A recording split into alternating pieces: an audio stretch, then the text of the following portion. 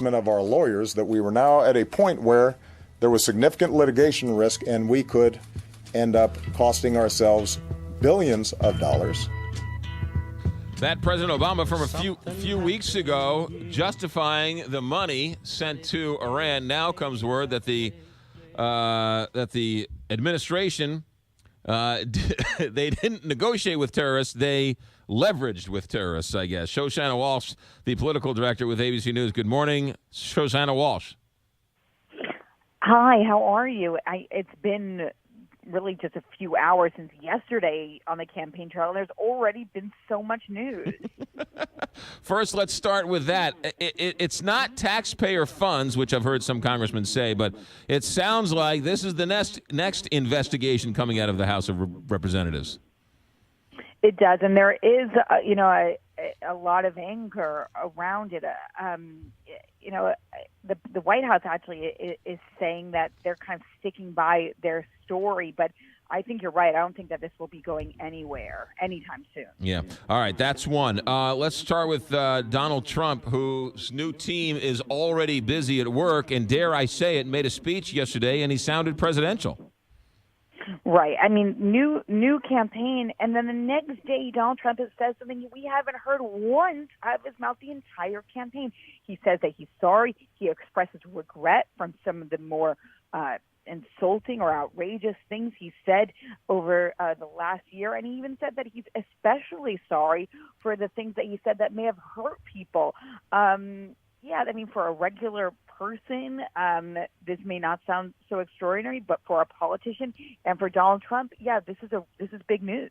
So you have to assume they got to him and said, you either change or you're going to go down in flames. Right. You have to assume that. But I should say that his new campaign manager, Kellyanne Conway, was on Good Morning America really just minutes ago, earlier this morning, and did say that it was all him, all Donald Trump.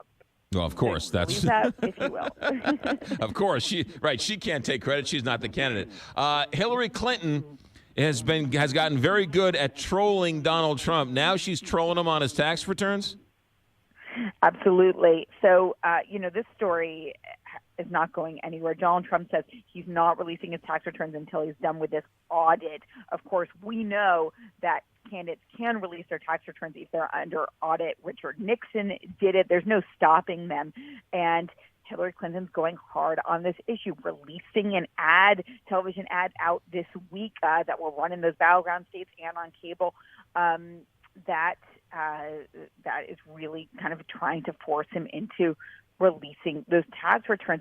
It includes old footage of Donald Trump even talking about how he would release his tax returns.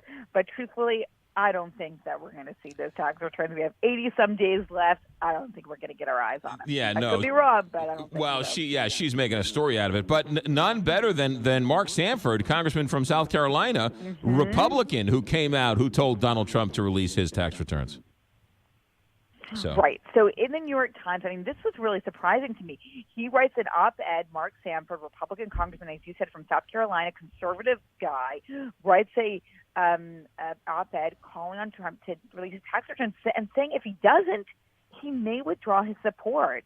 So it definitely is not just Hillary Clinton, not just Democrats calling on him to release his tax returns. Republicans want it too because they want to make sure there isn't something in there that could end his candidacy. Well, I think it's more than likely that it just shows that he's not as wealthy as he talks about.